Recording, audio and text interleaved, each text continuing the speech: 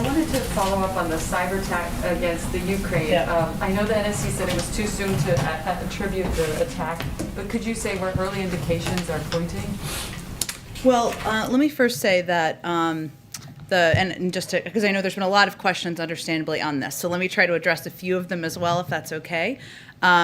The United States and our allies and partners are concerned about this cyber attack, and the president has been briefed. We are also in touch with the Ukrainians and have offered our support as Ukraine investigates the impact and nature and recovers from the incidents. We don't have attribution at this time, and I can't point to any more specifics. I know the Ukrainians also announced and conveyed that they got their systems up and running pretty quickly and that personal data was not accessed. We will continue to, of course, work with them and assess any additional impacts. We're continuing to consult with allies and partners, including Ukraine, on this. You might have also seen NATO's statement as well, which says that they are also exchanging information with Ukraine. So that's where the status stands right now. I think it's important to note the Ukrainian statements on this, which convey very, very clearly that they were able to get their systems up and running. If it is determined that Russia was behind the attack, how would the U.S. respond to that?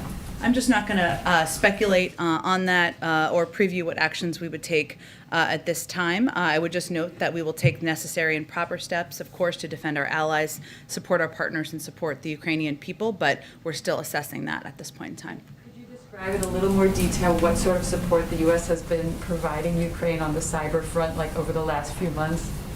I'm happy to check with our team and see if we can detail that more to all of you specifically. We have been in touch with them, working with them on many levels, and certainly the threat of cyber attacks is something that has impacted a number of countries throughout Europe, throughout the world. We've providing, of course, best practices, the expertise we have in the U.S. government, but I can see if we can detail that more specifically. Chris, go ahead.